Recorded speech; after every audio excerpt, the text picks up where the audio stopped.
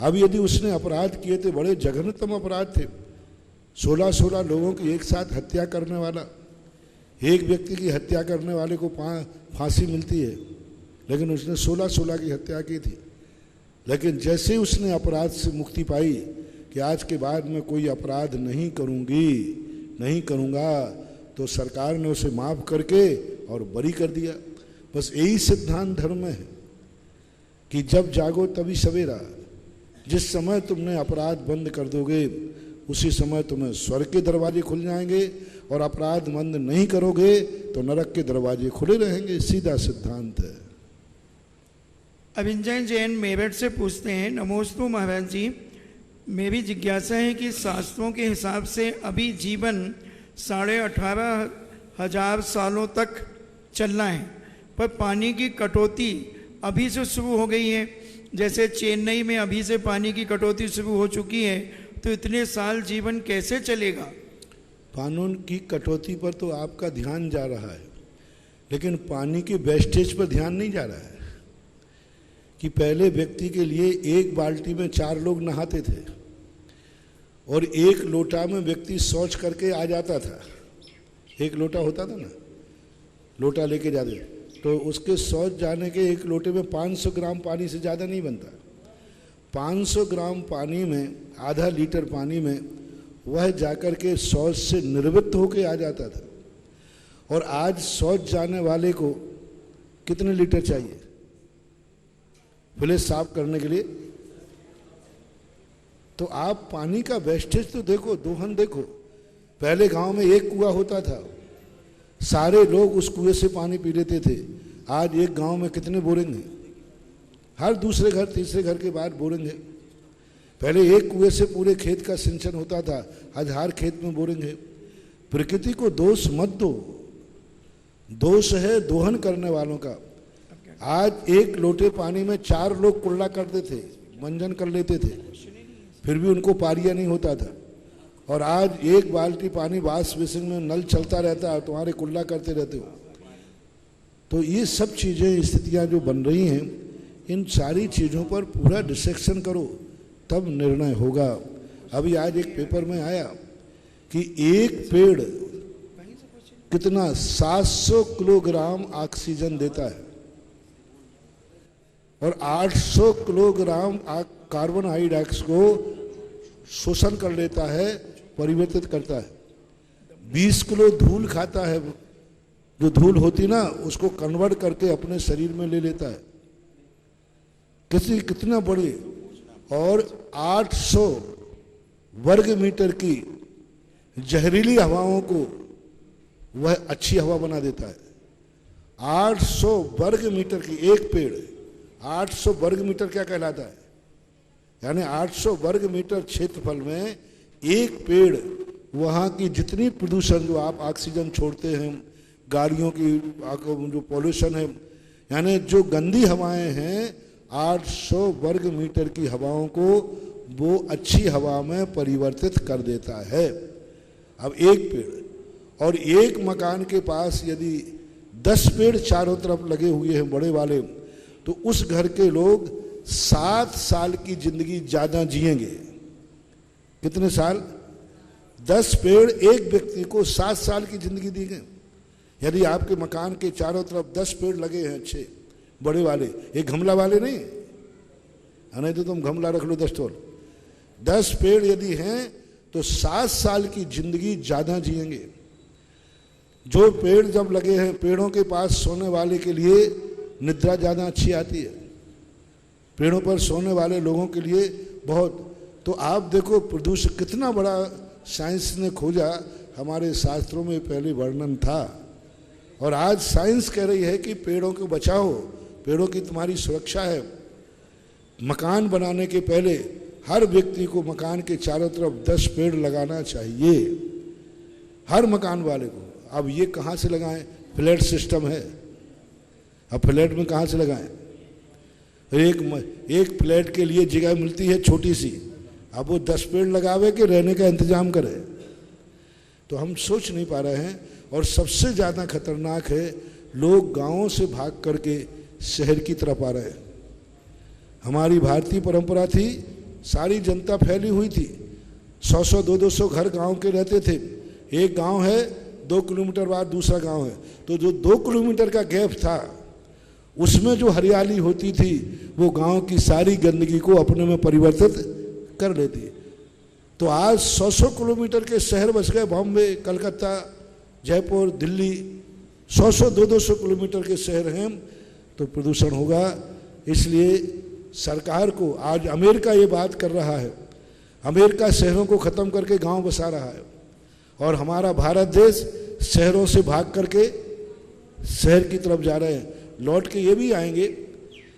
तो जब जब हमारे देश में गांव बसेंगे तब तब देश में बीमारियां, कैंसर, एड्स आदि महाबीमारियां खत्म होंगी और ये जल की समस्या भी समाधान हो जाएगी। अरविंद जैन अंबाला कैंट हरियाणा से पूछते हैं, नमोस्तु महाराज जी, मेरा रात्रि भोजन का त्याग है। गत रात्रि मुझको उल्टी हो गई, मैंने कुल्ला कर लिया, तो अब इसके लिए मुझे ग्लानि हो रही, इसके लिए मैं क्या करूं?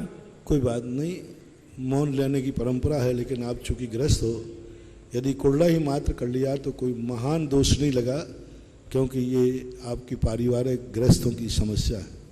प्रतिमाधारी होते तो आपको मौन रहना पड़ता, दोष लगता। रात्रि भोजन का मात्र त्याग था, तो कुल्ला करने में कोई महान दोष नहीं है। सविता जैन गांधीधाम से पूछती हैं, नमोस्तु महाराज जी, क्या वर्तमान के त्रियंच भी पंचम गुण स्थान प्राप्त कर सकते हैं, और अगर नहीं तो क्यों, जब स्वयंभू रमण समुद्र के त्रियंच कर सकते हैं? आगम के अनुसार तो कोई बाधा नहीं है। पंचम काल के भरत क्षेत्र का त्रियंच भी पंचम गुण स्थान प्राप्त कर सकता है, शास्त्रों से कोई बाधा नहीं है। अब अपन निर्णय नहीं कर पाएंगे कि इसका पंचम गुण स्थान है कि नहीं, क्योंकि त्रियंचों की क्रियाओं में यदि गृहस्थ ने पंचम गुण स्थान ले लिया तो वो 16 का खाता है, शुद्ध वस्त्रों से खाता है, कुएं का पानी पीता है, छान के पानी पीता है, पूजा पाठ आदि अभिषेक करता है, सामायिक करता है, प्रतिक्रमण करता है, तो अपन पता लग जाता है कि ये प्रतिमाधारी है। लेकिन अब त्रियंच के लिए तो ना वो छान के पानी पीता है त्रियंच पंचम गुण स्थान वर्ती भी, और ना ही वो अलग से कहीं सामायिक आदि। त्रियंचों का पंचम गुण स्थान अलग है और श्रावकों का पंचम गुण स्थान अलग है। श्रावकों के पंचम गुण स्थान में क्रियाओं की विशेषता होती जो देखने में आती है।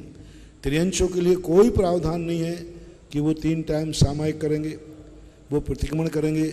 और त्रियंचों का पंचम गुण स्थान प्रतिमा रूप नहीं होता, यानी जैसी प्रतिमाएं होती हैं अपने 1, 2, 3 प्रतिमाएं, ऐसी प्रतिमा रूप नहीं होता। त्रियंचों के 12 व्रत घटित नहीं होते। शिक्षाविद प्रोस्तोपवास, त्रियंचों को कैसे पता कि आज अष्टमी है 14 से? तुम लोग तो देख लोगे कि भाई आज अष्टमी है 14 से। अब त्रियंच तो पंचांग पढ़ के जानते ही नहीं, उसके यहाँ कोई पंडित है नहीं, वो किससे पूछे?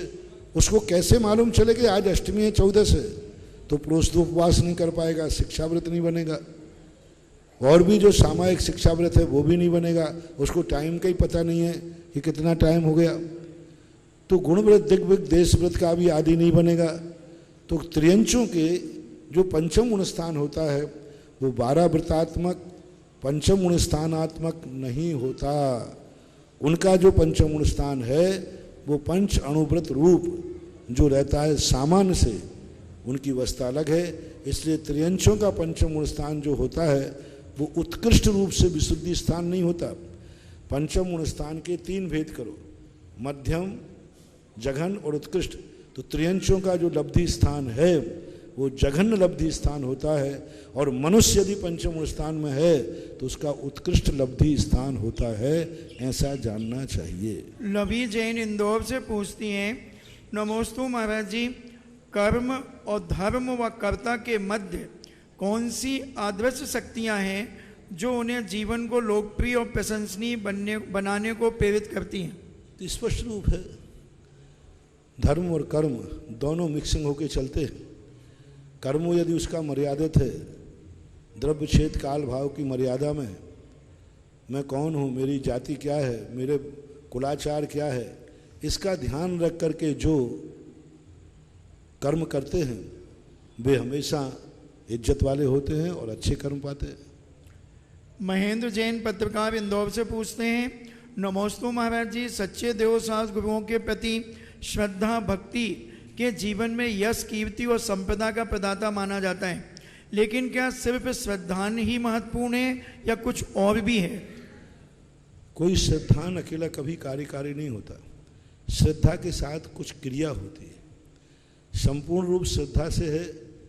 कोई व्यक्ति किसी का मर्डर कर रहा है, वो कह रहा मेरी श्रद्धा है कि नहीं मारना चाहिए, मांस खा रहा है, मेरी श्रद्धा है कि नहीं खाना चाहिए फिर भी मांस खा रहा है, तो ऐसा बात नहीं। सम्यक दृष्टि का भी आचरण कहा पंडित जी गोपाल दास बरैया ने और पूज्यवर कुंदकुंद भगवान ने अविरत सम्यक दृष्टि के लिए सम्यक्त्वाचरण चारित्र कहा। सम्यक्त्वाचरण चारित्र का अर्थ कुलाचार, एक मर्यादा, एक इंसान इंसान की तरह से अपना आचरण पालन करेगा, इसलिए वो सर्वथा आचरण विहीन होगा ऐसा नहीं है। अविरत सम्यक दृष्टि का भी एक आचरण होता है, षड आवश्यक का। अविरत सम्यक दृष्टि यदि मनुष्य जैन है तो नियम से 6 आवश्यक पालन करेगा, षड आवश्यक के बिना अविरत सम्यक दृष्टि बनेगा ही नहीं। जो अविरत, प्रथमाधारी की बात नहीं कर रहा हूँ, ये जो 6 आवश्यक हैं, कई पंडित लोग कहते हैं देव पूजा करना, अभिषेक करना, आहार देना, ये तो वृत्तियों का काम है, प्रतिमाधारियों का काम है। नहीं, किसी भी प्रतिमा में षड आवश्यक का वर्णन नहीं मिला, किसी प्रतिमाधारी का ये वर्णन नहीं मिला। प्रतिमाधारियों के सारे नियम अलग ही होते हैं, उनमें ना देव पूजा है ना गुरु उपास्ति है।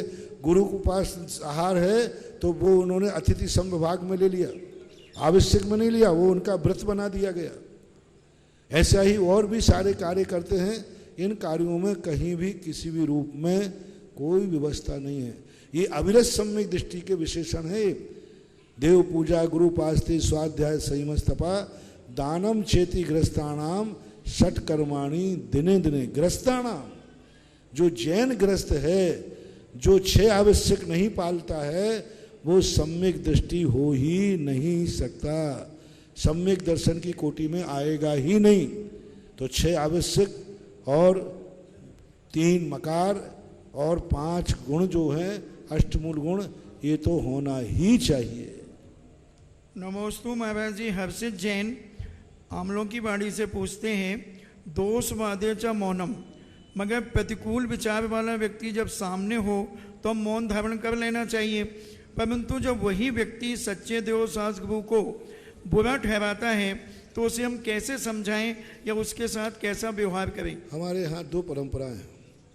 यदि हमें उससे निपटने की शक्ति है, कैसे भी समझा के, भुजा के, एक झापड़ मार करके, हाँ वो तुम्हारी छूट है, डंडा मार करके, सिर फोड़ करके, यहाँ तक कि हमारे शास्त्रों में लिखा, कोई तुम्हारे मुनिराज को मारने आ गया तो तुम उसे मार करके भी मुनिराज को बचा सकते हो, इतनी छूट तुम्हारे अंदर है। एक महाराज को शेर खाने दौड़ा, शास्त्रों में वर्णन है, शेर खाने दौड़ा। एक सूकर धर्मात्मा था, उसने महाराज को बचाने के लिए सूकर के सामने आ गया और सूकर ने शेर को इस तरीके से मारा कि शेर धराशायी हो गया, सूकर भी मर गया। लेकिन और सूकर ने शेर को मार डाला तो भी वो सूकर मर करके 5वें स्वर्ग में गया, क्योंकि उसने शेर को मारा है एक गुरु को बचाने के लिए, क्योंकि वो गुरु। तो वो सामने वाला अपराध किस ढंग का कर रहा है? यदि कोई व्यक्ति तुम्हारे गुरु को प्राण लेने के लिए आ गया, बंदूक लेकर मारने को तैयार है, तलवार लेकर मारने को तैयार है, तो फिर ग्रस्त को क्या करना चाहिए? वो सूकर ने क्या किया वो तुम करना। लेकिन जब मार रहा हो तब यदि वो मात गालियां दे रहा हो तो मात उसका मुंह बंद कर देना, हो सके तो मुंह बंद करने के लिए उसके दांत हाथ पे रख देना। साम दंड भेद नीति से कर सकता है, कर सको तो। और यदि वो सामने वाला बलवान है, तुम कुछ भी नहीं कर सकोगे उसमें, वो ताकतवान है, बलवान है, कानून है, सब कुछ उसके पास है, कुछ भी नहीं कर पाएंगे हम। तो फिर आचार्य ने कहा दोष वादे चमोन्य, जब तुम उस दोष से बचा ही नहीं पाओगे तो फिर तुम्हारे लिए मौन धारण कर लेना चाहिए। यशोधर महाराज ने जब सुकौशल को शेरनी खाने आई, देखो सूकर जब शेर खाने आया महाराज को, तो सूकर को मालूम था कि मैं महाराज को बचा लूंगा, और जब सुकौशल को शेरनी खाने आई तो यशोधर महाराज वहीं थे। उनने जान लिया मैं बचा नहीं पाऊंगा इसको, और ये मुझे भी मार डालेगी, उसको भी मार डालेगी। तो यशोधर महाराज मौन होकर ध्यान में बैठ गए। इसलिए दो मौके ध्यान रखना, जहां सामने वाला बलवान हो हम उसको रोकेंगे नहीं, वो रुकेगा नहीं और हमारी भी नुकसान कर सकता है, तो वहां आप मौन धारण कर लेना। और जहां तुम्हें मालूम है कि मैं शक्तिमान हूं, इसको रोक सकता हूं, थप्पड़ मार करके भी और डांट करके भी और झगड़ा करके भी रोक सकते हो, तो रोकना ही चाहिए। अपृष्टैरपि वक्तव्यम सुसिद्धांतार्थ विप्लवे। पूज्यवर शुभचंद्र आचार्य ने ज्ञानावरण में कहा, यदि कोई धर्म का विप्लव करे, देव शायद गुरु का विप्लव करे और गलत करे, तो फिर तुम्हें बोलना ही चाहिए। लेकिन जहां बोलने का कोई प्रभाव नहीं पड़ेगा बल्कि उल्टी नुकसान हो सकता है, तो फिर मौन धारण कर लेना चाहिए। ये दोनों में अनेकांत लगाना, एकांत नहीं। नसीबाबाद से पूछते हैं, नमोस्तु महाराज जी, मुनि महाराज को संसार के सुख कष्टप्रद लगते हैं, अतः मुनिराज यदि प्रथम स्वर्ग में जाएंगे तो क्या स्वर्ग के सुख उनके लिए इनाम है अथवा सजा? और एक सम्यक दृष्टि श्रावक मरकर प्रथम नरक में जाकर पैदा होता है, जहाँ वह निर्जरा कर सकता है, तो उसे नरक मिलना इनाम है या सजा? नरक तो उसके पापों का अपराध है, सम्यक दर्शन का नहीं। और स्वर्ग जो मिला है सम्यक दृष्टि, स्वर्ग में भी जाकर के निर्जरा ही करेगा, क्योंकि वहाँ वो भोगों में रत नहीं होगा। वो जाकर के विधेय क्षेत्र में जाकर के भगवान के समोषण में जाएगा, नंदीश्वर की वंदना करेगा, अकृत्रिम चैत्यालयों की वंदना करेगा। तो ऐसी बात नहीं सबके लिए। और वो नरकों में जाकर के निर्जरा ही करेगा ऐसा कोई नियम नहीं। वहाँ जाकर जब वेदना का संक्लेश होगा तो पीड़ा चिंतन, नारकों में पीड़ा चिंतन नाम का आर्त ध्यान जो है, उससे बचना बहुत कठिन है। महुआ भीलवाड़ा राजस्थान से ऑफलाइन जिज्ञासा समाधान में आप सभी का स्वागत है। आज के पहले जिज्ञासु श्रीमती इंदिरा देवी सेठिया।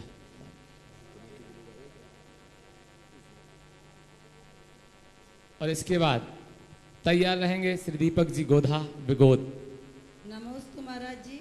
महाराज जी, मेरा प्रश्न है कि मृत्यु तो हर घर में होती है, मृत्यु तो हर घर में होती है, मरण तो हर घर में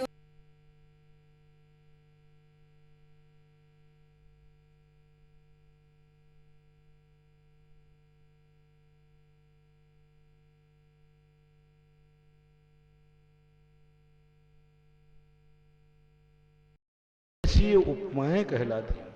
तो वहां पर ये दिखाया गया कि सबसे ज्यादा मणियां कांतिमान होती हैं, लेकिन जब भगवान का तपस्या और तेज केवल ज्ञान हुआ तो वो मणियां भी उसको देखकर प्रकाशित होने लगी। जैसे एक काली वस्तु पर अपन लाइट डालें तो वह ज़्यादा नहीं चमकती, और यदि कोई सफ़ेद कमरा है और लाइट जला दी जाए तो उस लाइट का तेज बढ़ जाता है। जैसे अपन किसी सफ़ेद वस्तु पर लाइट डालें तो उसका तेज और बढ़ जाएगा, डार्क में डालें तो नहीं बढ़ेगा। इसी प्रकार से भगवान का इतना तेज है कि वे मणियां वहां जाकर के और झिलमिल करने लगी।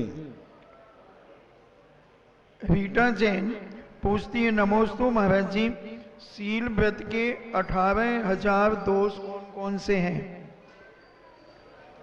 और इनका क्या महत्व है? पूज्यवर नेमीचंद महाराज ने श्री जीव कांड के अंदर और केशव वर्णन के अंदर 18,000 शील के दो व्रतों का बहुत बड़ा वर्णन किया। तो उसमें उन्होंने लिखा है, जैसे पृथ्वी काय आदि पंच अस्त्र 5 जो स्थावर होते हैं, त्रस होते हैं, मन वचन काय होते हैं, पुद्गलों के होते हैं, जिन वस्तुओं को, पर वस्तुओं को, जिन को ये संसारी प्राणी ग्रहण करता है, सब में सील में दोष लगते हैं। जैसे 5 वर्ण हैं, इनको देखने की हमारी इच्छा है कि ये कलर बहुत अच्छा है, सील में दोष लग गया। जैसे आपने कहा ये कलर बहुत अच्छा है, डिब्बी का लाल कलर है, सील में दोष लग गया। किसी ने कहा काला कलर अच्छा है, सील में दोष लग गया। किसी ने कहा ये संगीत बहुत अच्छा है, तो कर्णेंद्रिय संबंधी दोष लग गया। किसी ने कहा बहुत बढ़िया ठंडा ठंडा कूल कूल है, दोष लग गया। तो इस प्रकार से उन्होंने नाना प्रकार की वस्तुएं जो संसार में व्यक्ति ग्रहण करता है पर पदार्थ को, उनको लेकर के उन्होंने 18,000 सील के जो गिनाए हैं, 18,000 कितना गुणा करना पड़ेगा पर निकाले हैं। क्योंकि ये बहुत भयंकर बीमारी है।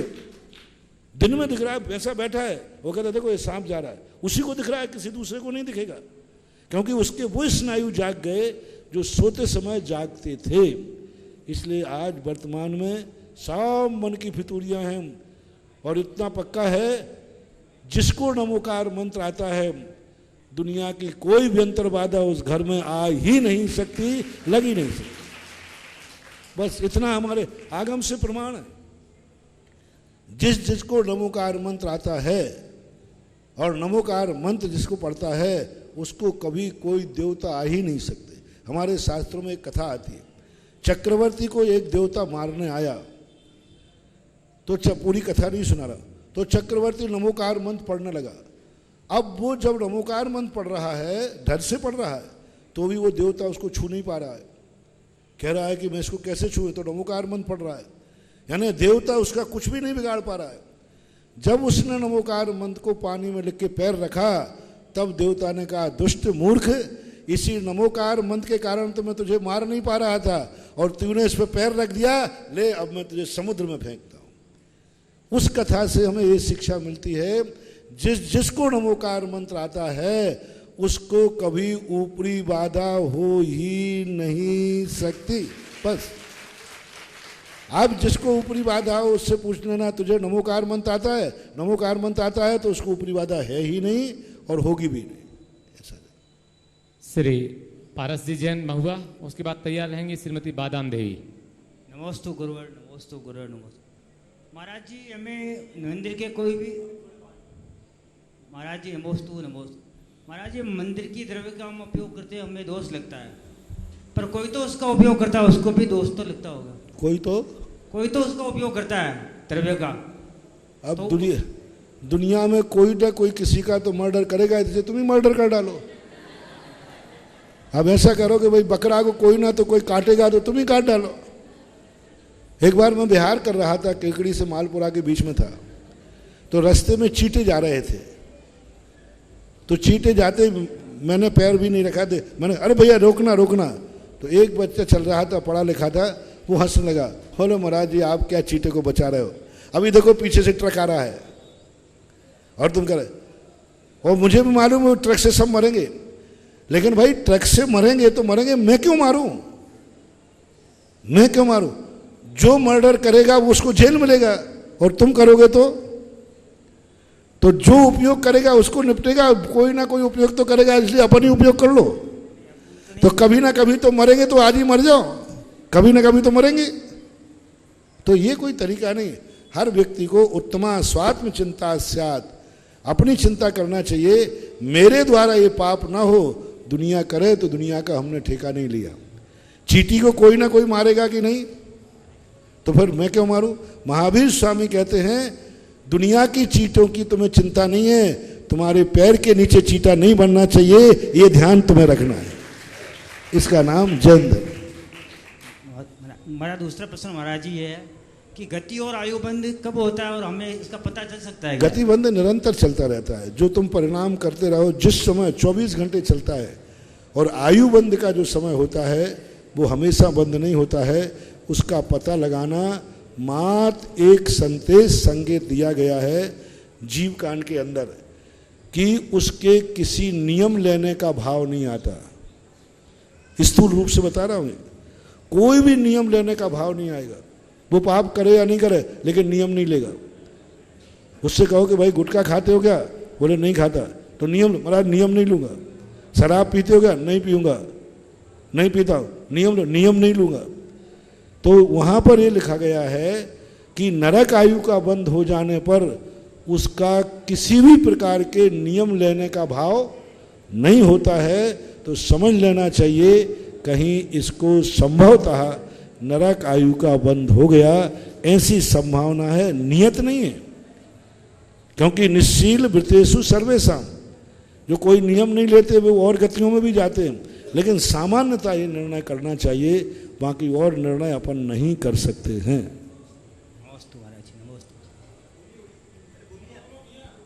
श्रीमती बादाम देवी, उसके बाद तैयार रहेंगे श्री ऋषभ जी मोहिबाल कोटा। गुरुवर के चरणों में मेरा और मेरे परिवार की ओर से त्रैवार नमोस्तु नमोस्तु नमोस्तु। महाराज जी, मेरा प्रश्न यह है, समय सिगड़ जी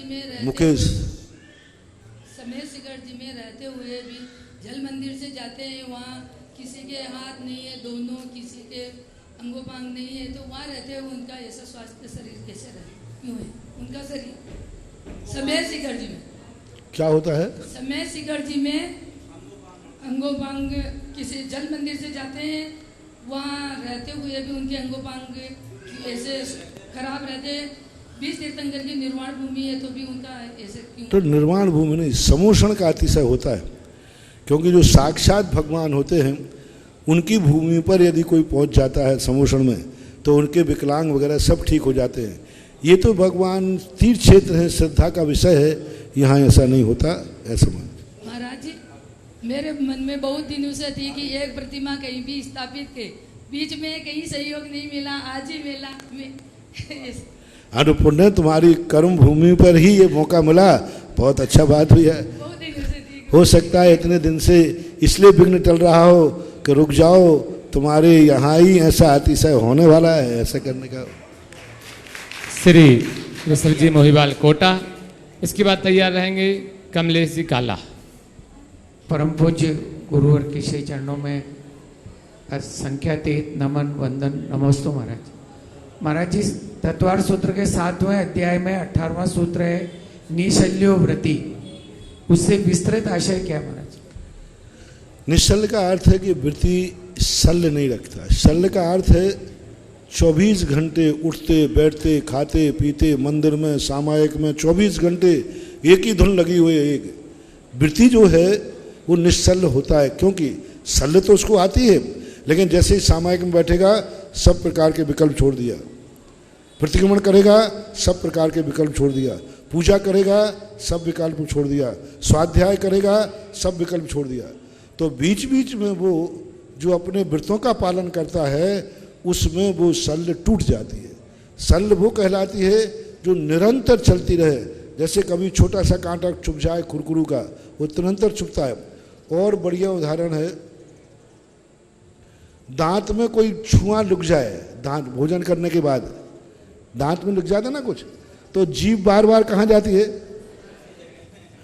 वहीं जाती है, बार बार जाती है।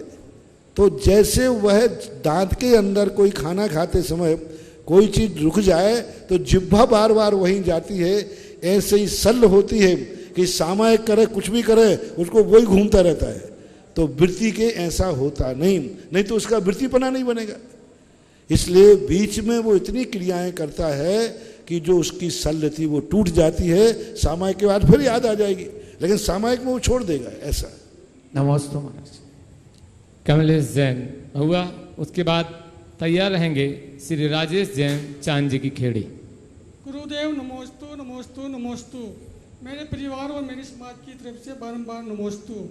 मेरा प्रश्न ये है कि नगर में संत का आना भाग्य है, संत का अपने घर आना अभाग्य है, संत को याद करना सौभाग्य है, संत में याद करें यह परम भाग्य है, खुद संत हो जाना यह महाभाग्य है। इतना सब होते हुए भी हम न सुधरे तो ये हमारा दुर्भाग्य है। ये पंक्तियाँ मैंने आपके विगोद में आने के बाद ये व्हाट्सएप ग्रुप पे लिखी थी। ये आने के बाद कैसे सार्थक हुई, कैसे क्या हुआ, वो आप हमको समझाइए। अब ये पंक्तियाँ तुम्हारे श्रद्धा के विषय थी। ऋतुओं में बसंत ऋतु आती है तब सारा वातावरण स्वभाव से हो जाते हैं। जब बसंत ऋतु आती है तो प्रकृति संभर जाती है और सब संत आते हैं तो जिंदगी संवर जाती है।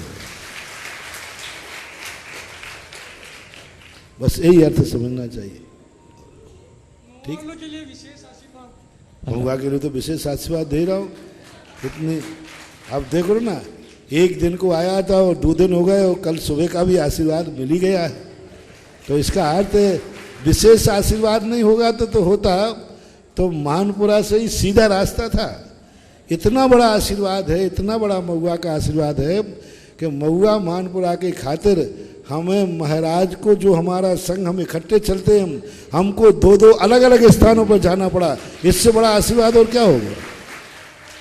और आगे भी हमें बराबर आशीर्वाद मिलता रहे, ऐसी कामना करते हैं। हाँ, भविष्य का। चलिए, राजेश जी जैन चांदी की खेड़ी, उसके बाद तैयार रहेंगी श्रीमती सीमा काला। पूज्य गुरुदेव के चरणों में समस्त दिगंबर जैन समाज, चांदी खेड़ी एवं बिजोलिया समाज की ओर से त्रिकाल बार नमोस्तु नमोस्तु नमोस्तु। महाराज जी, मेरी ये जिज्ञासा है, दंसन नाण समगम मग्गम मोक्षस्य जो हूँ चारितम साधय जी नीच सिद्धम साहू सो मुनि नमो तस्य। कृपया भावार्थ स्पष्ट करें। लगता है कि तुम बहुत पुराने शिवरार्थी हो। जी महाराज, हैं? भूल गया था, इसका भावार्थ समझ में नहीं आया। शिवरार्थी रहे हो क्या? जी हाँ। हाँ, बस क्योंकि एक बार शिवरार्थियों के लिए मैंने एक ग्रंथ पढ़ाया था, कुंद कुंद का कुंदन शायद।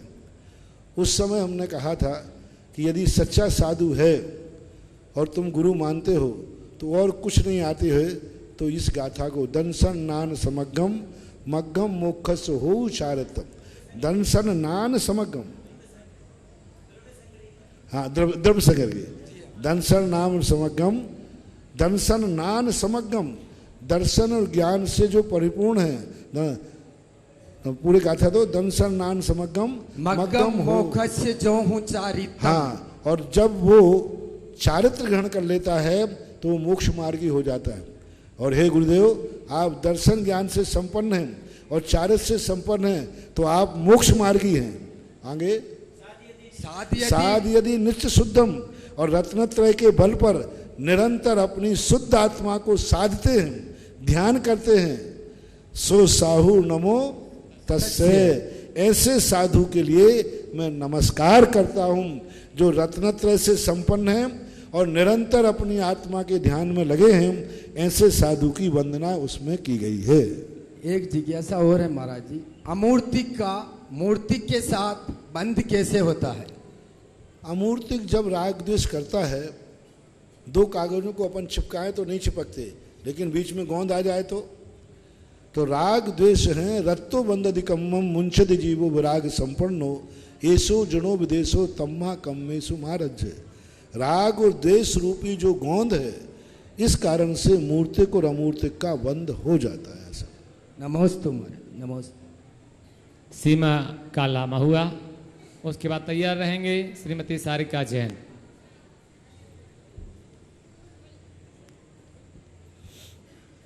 महाराज जी के चरणों में 3 बार नमोस्तु नमोस्तु नमोस्तु। महाराज जी, मेरा ये प्रश्न है कि वास्तु दोष का हमारे जीवन में क्या महत्व है, और जो नकारात्मक सोच है उसका।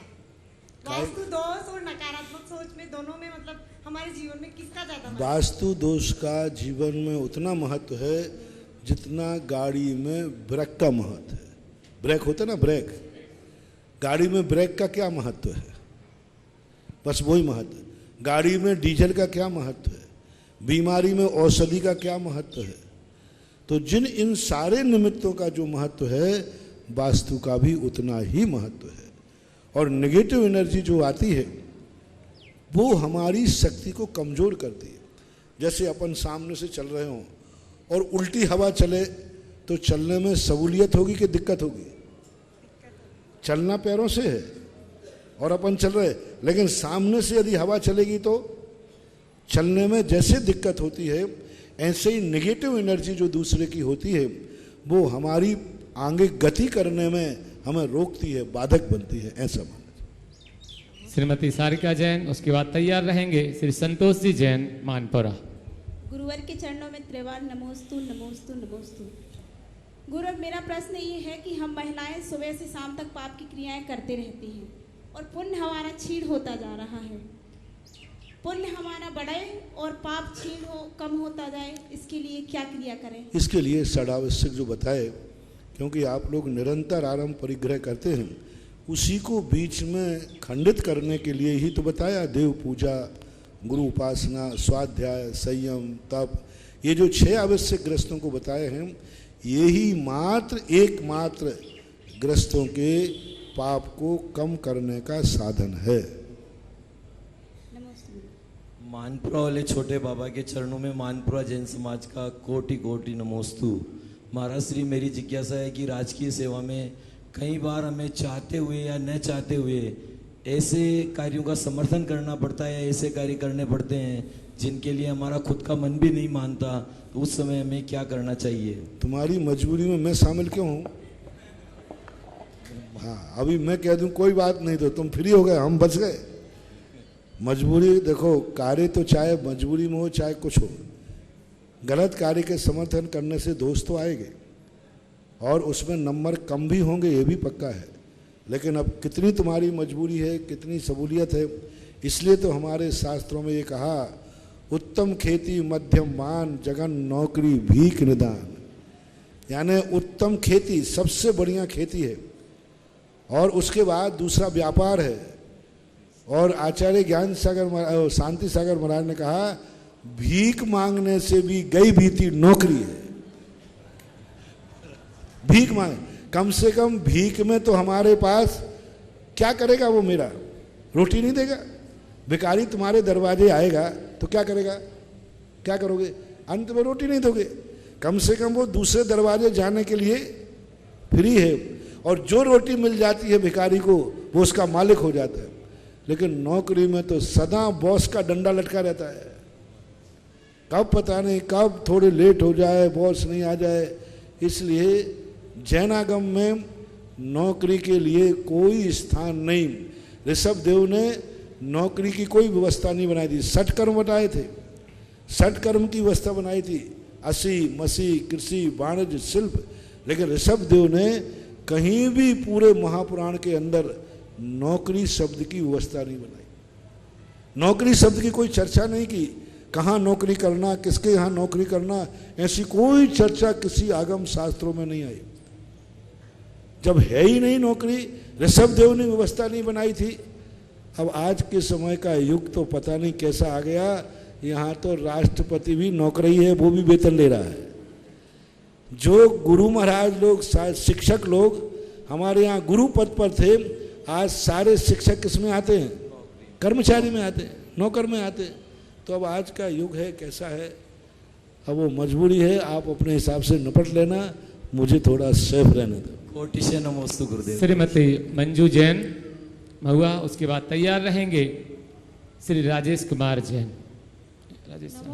नमोस्तु महाराज जी, मेरा प्रश्न यह है कि शरीर, आत्मा और मन तीनों अलग अलग है, तो फिर हमारे पुण्य कर्म और पाप कर्म का बंध किसके द्वारा होता है? शरीर के द्वारा, मन के द्वारा या आत्मा के द्वारा? दोनों के, तीनों के द्वारा। आत्मा, मन और शरीर तीन है। काय वांग मनः कर्म योगः स आश्रवः। पूज्यवर उमा स्वामी महाराज ने तत्वार सूत्र के अंदर स्पष्ट कहा, कर्मों का बंध किससे होता है? काय वांग मनः कर्म योगः स आश्रवः। मन वचन काय का निमित्त पाकर आत्मा का सहयोग मिलने पर कर्म का बंध होता है। अकेला शरीर भी कर्म बंध नहीं करता, अकेली आत्मा भी नहीं करती। श्री पीयूष जैन, इसके बाद तैयार रहेंगे श्री मुकेश जी अजमेरा।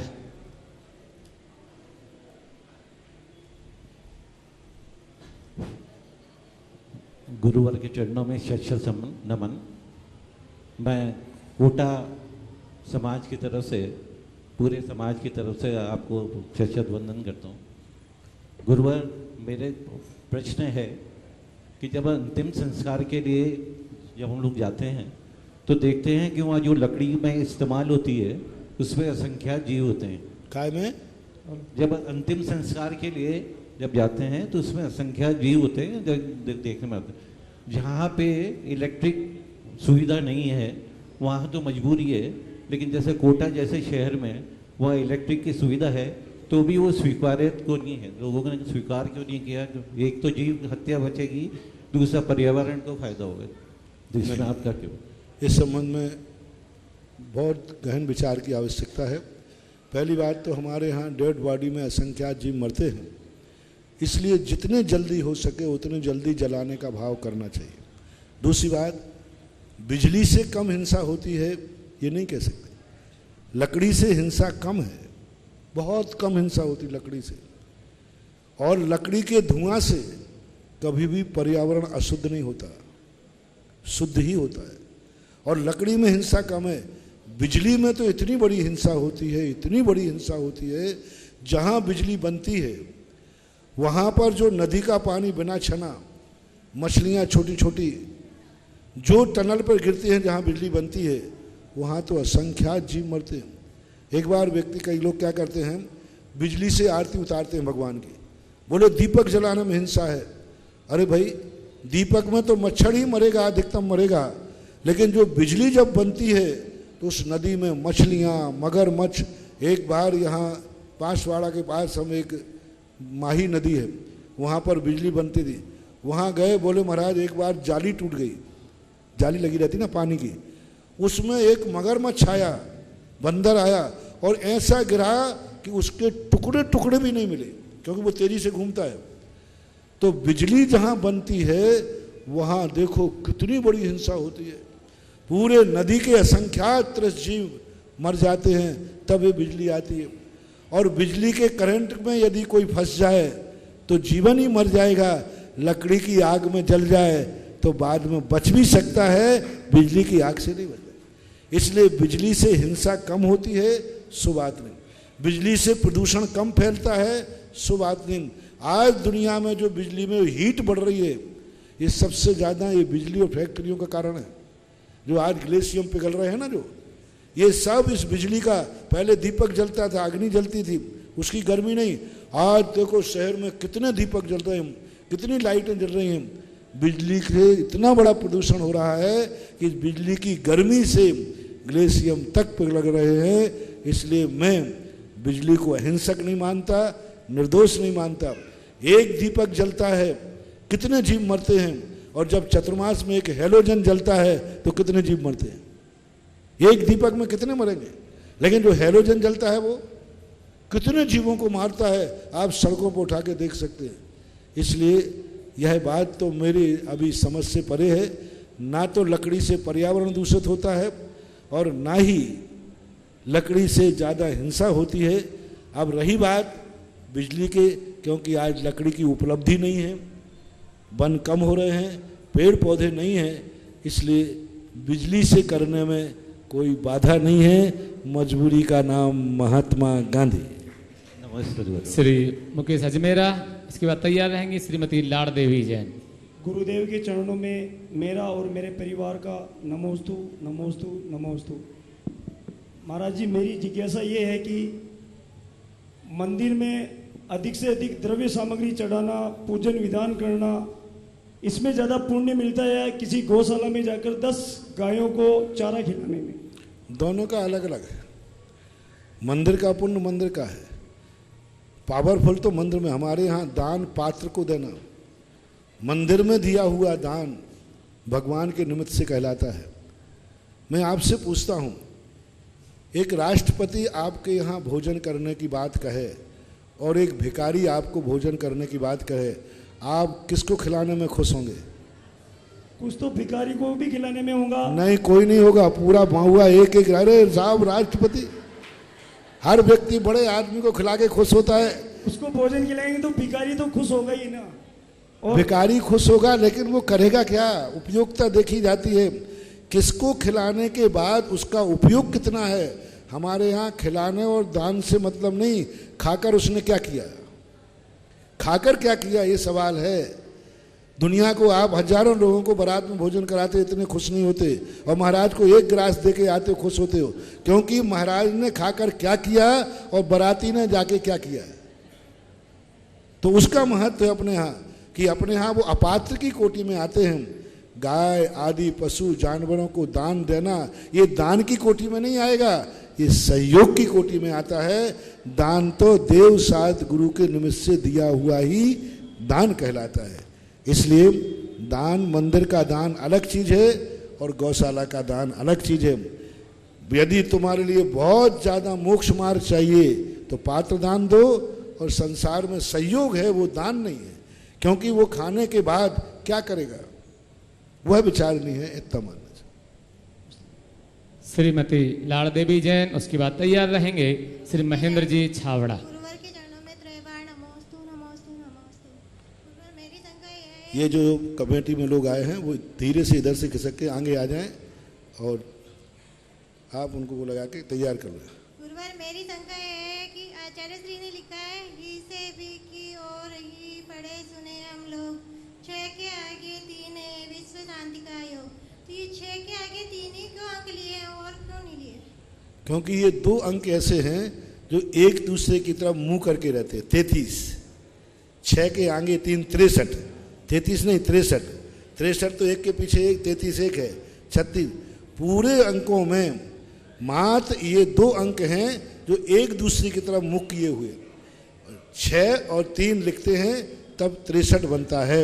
यानी सारी दुनिया एक दूसरे की तरफ मुख करके जिएगी तो विश्व में शांति अपने आप आ जाएगी। ये मैत्री का योग है। यानी 63 पूरे 100 अंकों में देख लेना, एक भी अंक एक दूसरे की तरफ मुख नहीं किए। और जब 2 व्यक्ति एक दूसरे की तरफ मुख करते हैं तो ये देश का प्रतीक है कि प्रेम का प्रतीक है? प्रेम का प्रतीक है। तो 63 का अंक ऐसा है जो मैत्री का संदेश देता है। पूरे 100 अंकों में एक भी अंक ऐसा नहीं है जो मैत्री का संदेश देता हो।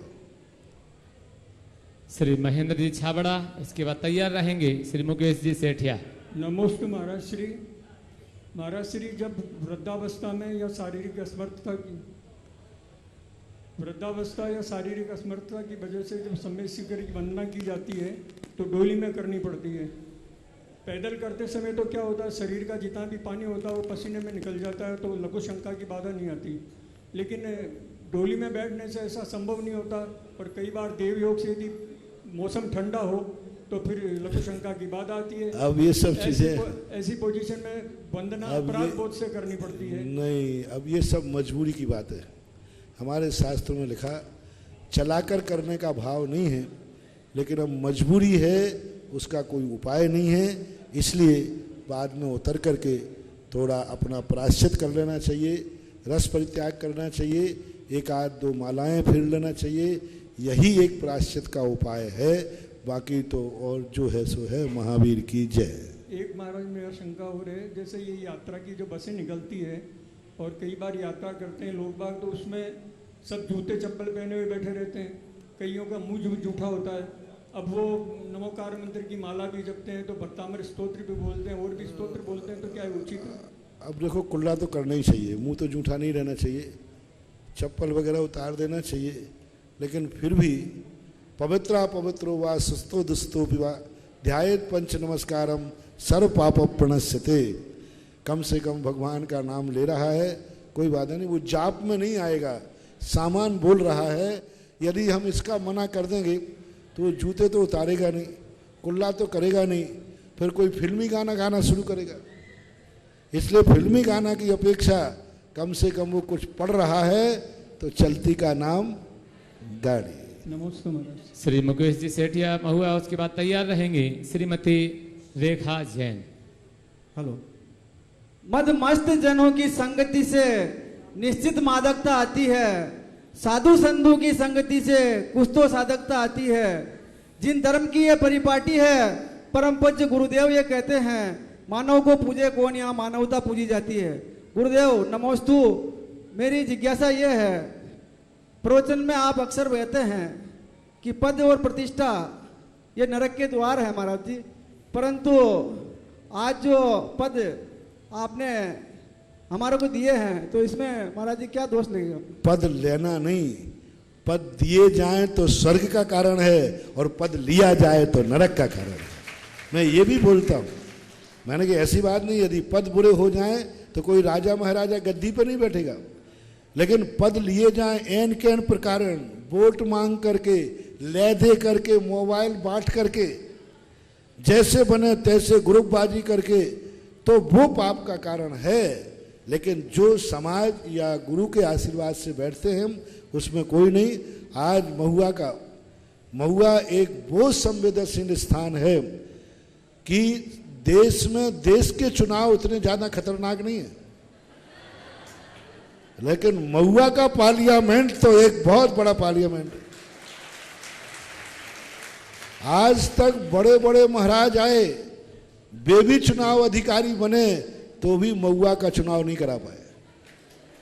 बचाते हैं कि हमारे पूज्यवर धर्मसागर महाराज आप लोगों को एक करने में बिना आहार के चले गए, तो तुम लोगों ने कह दिया बाबा जी बिना आहार के चले जाओ तो चले जाओ, हम तो दो थे दो ही रहेंगे। ऐसा सुना है, मैंने सुना है, पक्का कच्चा पता नहीं है। पूज्यवर धर्मसागर महाराज जी हुए ना अपने बड़े महाराज, वो उनके तो यहाँ अच्छे अच्छे लोग। लेकिन इस बार मैं चुनाव अधिकारी बन के आया था, तो मुझे भी आशा थी कि आप लोग मुझे भी टरका दोगे, लेकिन मैं ध्यान रखना तुम्हारे कारण से आहार पानी नहीं छोड़ूंगा।